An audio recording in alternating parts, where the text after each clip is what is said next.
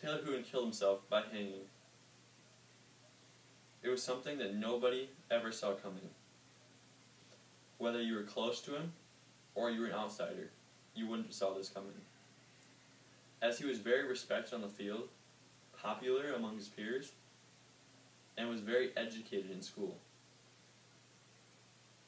You might ask then, why would he do something so terrible to himself?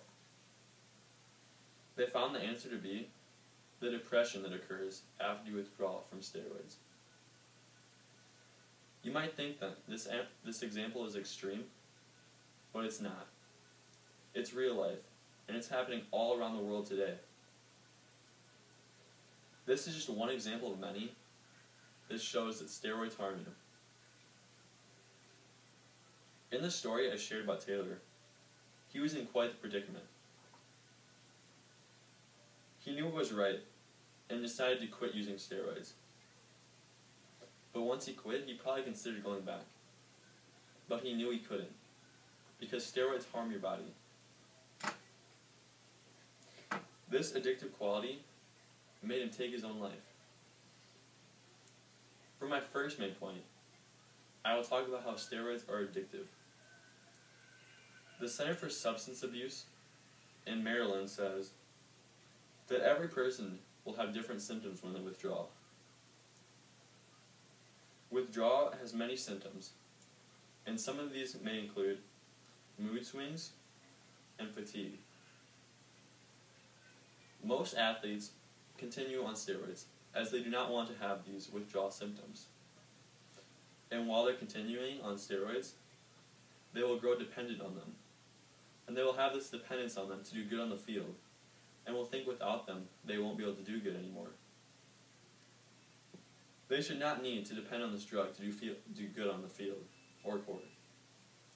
They should need to put the work in. Once they put the work in, they will feel a sense of accomplishments in themselves that they haven't felt before. So does using this illegal drug make them a great athlete? Or should they put the work in to be a great athlete? The government-run website, National Institute on Drug Abuse, states that other signs of addiction may include loss of social relationships or massive amounts of money spent towards this drug. As I proved in my first main point, steroids are very addictive. Athletes don't know what is going to happen once they start this drug. They will find out, though, that they are very hard to get over because they are very addictive. And even if they do get over them, they'll have a lot of withdrawal symptoms and depression that will send them crawling back to the drug. But they won't be able to. They will know they can't because of all the harmful effects on the body. Not only are they addictive, but they harm your body. Which leads to my second main point. Steroids harm the body. The government-run website, Department of Health, in New York says that steroids will hurt everything, from your blood to your skin. They hurt blood by forming cholesterol. This formation of cholesterol can lead to clogged arteries. And clogged arteries can lead to a heart attack later down the road. They hurt skin in the form of appearance. Other ways that steroids harm the body may include stunting of skeleton growth. Why do you need to get bigger muscles when your skeleton isn't even growing anymore? Another effect may be that it impairs liver functions. The Center of Substance Abuse also talks about the effects of steroids. They classify the effects of steroids into two categories: short-term effects and long-term effects. The short-term effects may include reduced sperm count and pain while urinating. The long-term effects may include liver disease, liver cancer, heart damage, and production of breasts. Steroids are a very dangerous route for athletes to take. As you can see, the risks outweigh the benefits. And this is how steroids harm the body. Steroids are very harmful to the body, but that's not even the worst of them. The worst comes in after you withdraw from them, in the form of depression. Which leads to my third main point, the withdrawal from steroids depression.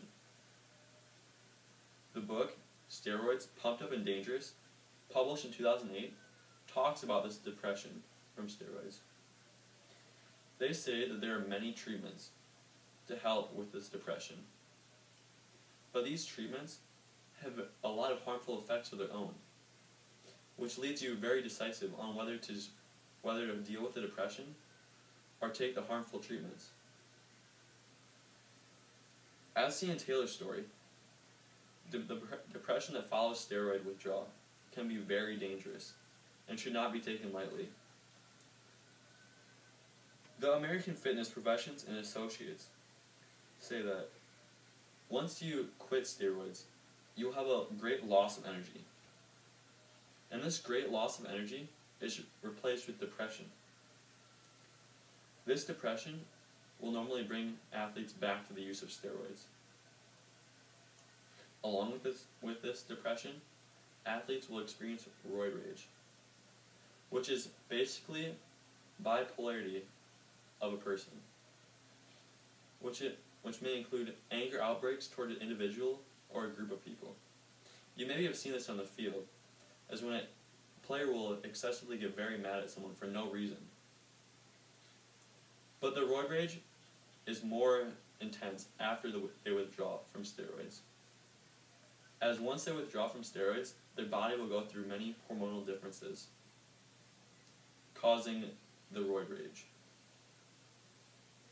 So in summary, my third main point demonstrates that steroids cause depression.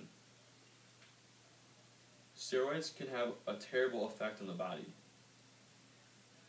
There are many reasons for a person not to take steroids. So let's review them. Steroids are addictive, they harm the body, and they cause depression. The solution is obvious, that you shouldn't take steroids.